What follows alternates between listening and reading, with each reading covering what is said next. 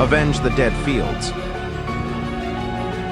an audio series brought to you by Mars Hollow.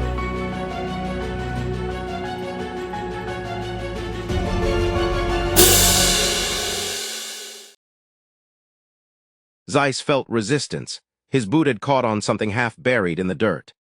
It was a small skeletal hand with shreds of gray flesh hanging on. Zeiss remembered that a small boy had worked in these fields some months ago. The dead were left to rot in the fields. If you could not work, no one would help you. Zeiss was a grizzly bear of a man. He had a perpetual look of disgust.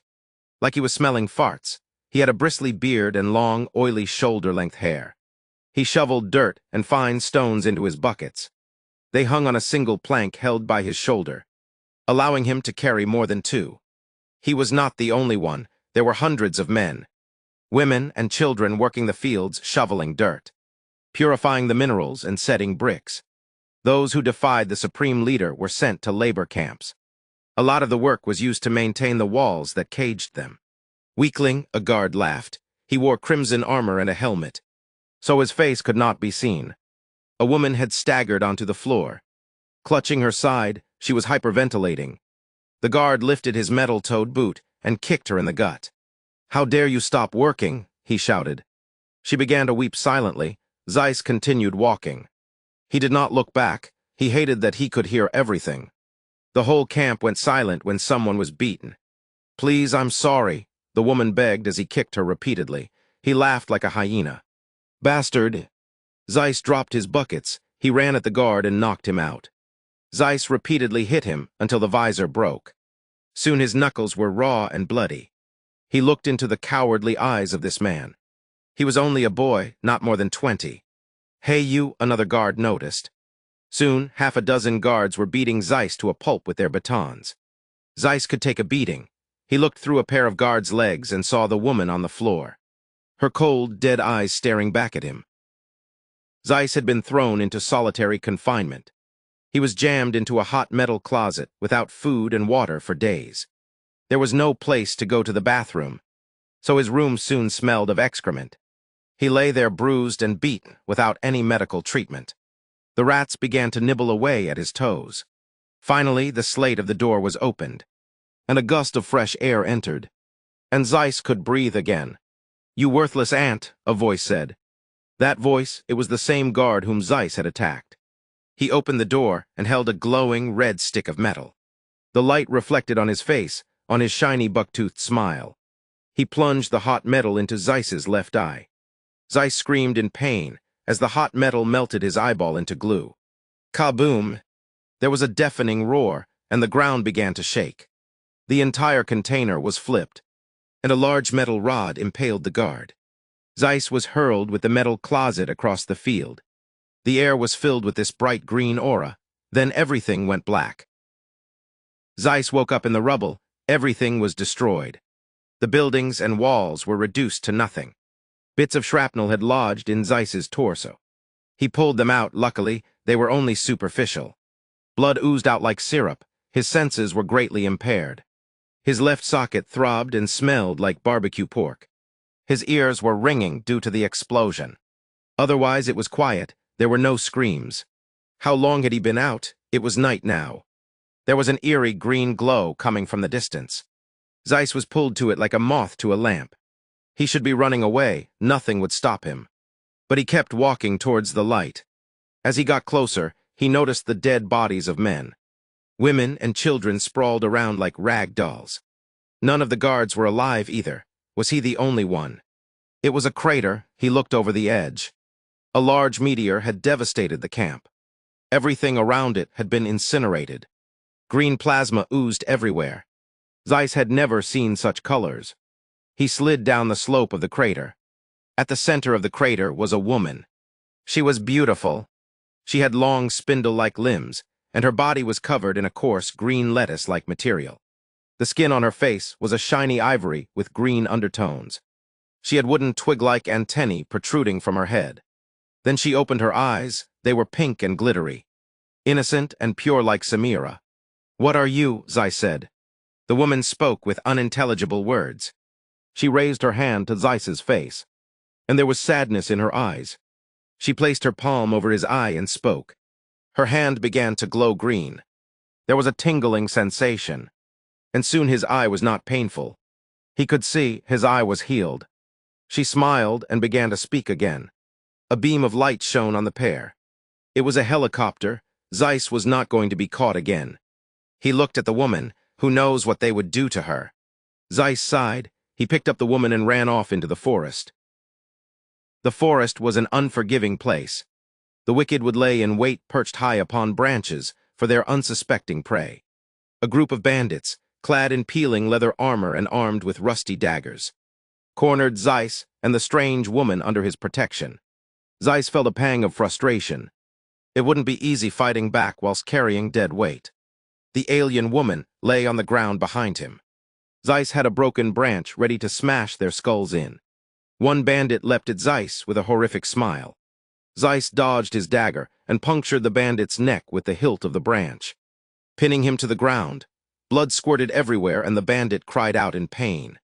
Two of them rushed Zeiss and caught him by the arms and put him on his knees. The leader wore red armor of the state. Perhaps he was a rogue soldier.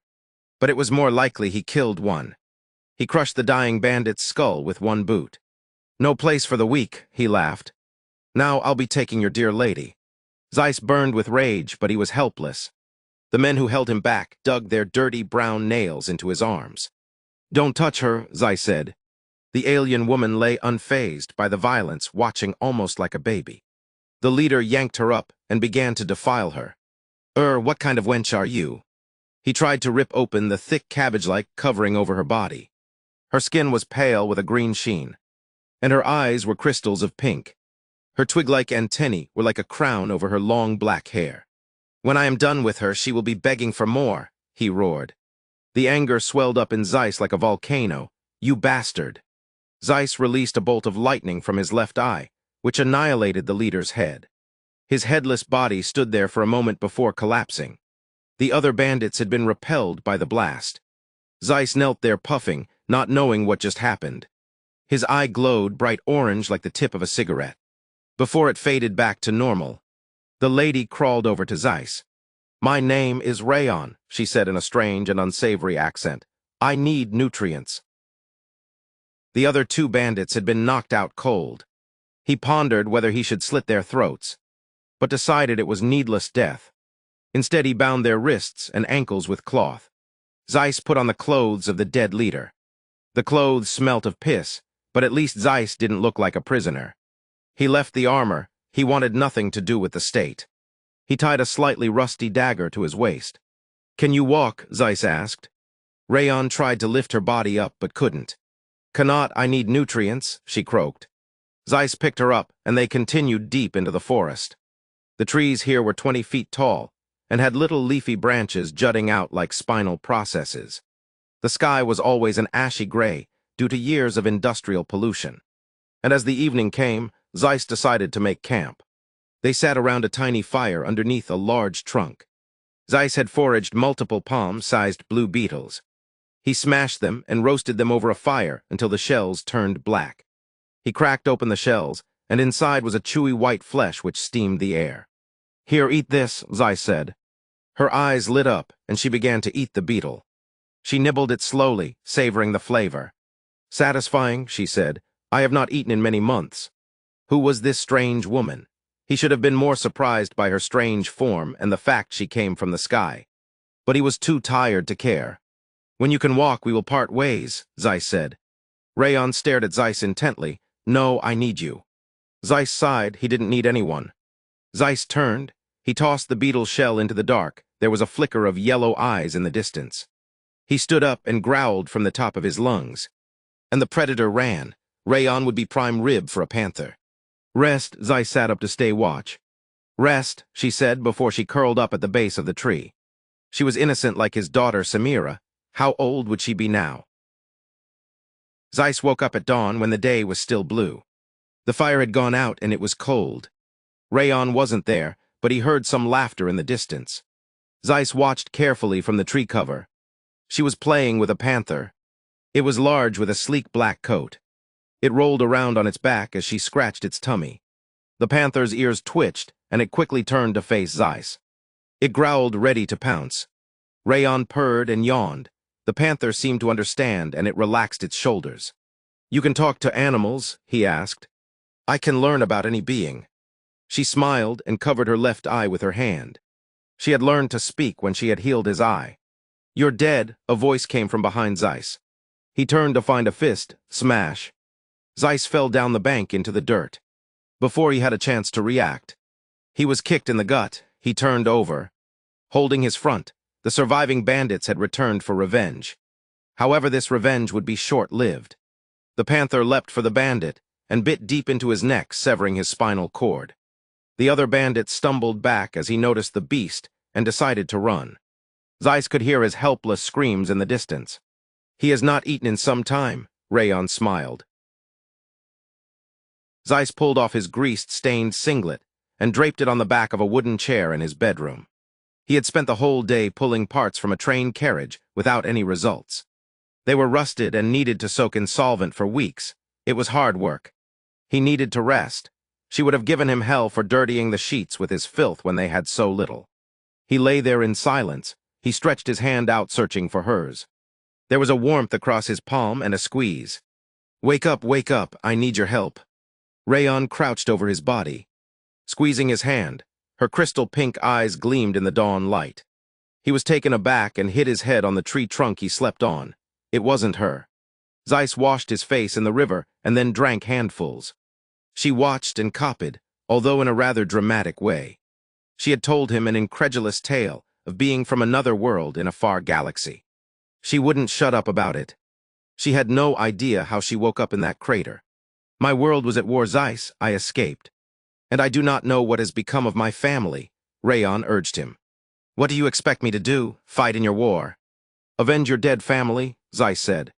Rayon stomped her foot in the water angrily. "My family is not dead.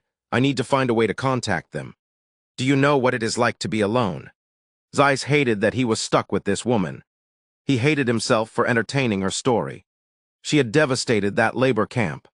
Hundreds of men and women had been killed in her meteor strike. Strictly speaking, the laborers were not allowed to collude. But he knew a few of them. They were good, honest folks. "What did you do to my eye?" Zeiss said. "I healed it, that power, though." "It is not of my people," Rayon said. "Bullshit," Zeiss said, spitting into the grass. Zeiss remembered a flash of lightning erupting from his socket and a headless, burnt corpse falling to the ground. He was burning with rage. The forest began to thin out into grassy plains, and soon enough they were in farmlands. The crops here were weary and gray. Another famine was coming. Children would die. There was a gnarly cough in the distance. Rayon immediately ran after the noise. "Hey, wait," Zeiss said, "damn it. The people here were not used to strangers, let alone otherworldly beings. They would report her to the state soldiers." Zeiss had business and couldn't afford to be sent back to a labor camp. Zeiss followed after her and found her kneeling beside an old man in the weeds. He lay there in a coughing fit with blood around his mouth. "Dear girl, are you an angel to take me above? Or a demon to take me below?" he croaked. Rayon put her hands on his chest and spoke in a foreign tongue. She was healing him. She winced and put her hands on her face. "It's not working. Why?" Zeiss put his hand on her shoulder. "Hey, it's okay." They carried the dying old man to his farmhouse. The paint was chipping and wood was rotting. But out here, away from the constant surveillance of the state, it was a haven. "Hello, anyone here?" Zeiss said, entering the house. "It smells amazing," Rayon said. "There must be food." It smelt like cigarettes and rotting meat. Zeiss lost balance as he stepped on an empty liquor bottle, but caught himself. There were bottles everywhere and the place was a mess. "My wife, the bedroom, to my wife." The old man coughed blood, getting on Zeiss's forearm. Zeiss carried him to the bedroom and found where the smell was coming from. There was a dead woman lying on the bed. She was mummified. Her face was a yellow translucent. The teeth could be seen beneath her lips, and her eyes were cloudy and gray like a dried fish. Zeiss grimaced and put the old man with his wife. The old man wept and shivered, but managed to catch his wife's hand. Soon he was too tired to breathe and stopped altogether. Zeiss buried the bodies. They were together. The farmer and his wife had nothing but each other. Zeiss remembered that feeling, but it seemed so long ago and felt like an echo. Rayon was picking at worms in the soil and eating them. She sure was strange. Zeiss doubted anyone would help her. She would be all alone. Put some clothes on from the house. Zeiss said, "You can come with me. But I need to find my daughter first." "Really?" Rayon beamed. "Thank you." She ran at him and hugged his knees. "Get off me," Zeiss sighed. Rayon wore an old brown dress which had a hood. Zeiss showered and washed away years of dirt and dressed in inconspicuous commoner clothes. They sat around a fire in the yard. Zeiss gulped down a warm beer, whilst Rayon roasted a chicken they had butchered earlier. "What is your daughter's name?" Rayon asked. "Samira," Zeiss said. "What separated you?" Rayon asked. Zeiss was silent and didn't answer. "I'm sorry," Rayon said, looking down at the ground. Then she quickly remembered the chicken. "Here, eat this." Zeiss smiled and took the food. He hadn't had meat in years. "This world, it's cruel, it's sick. But I refuse to let it fuck me," Zeiss said.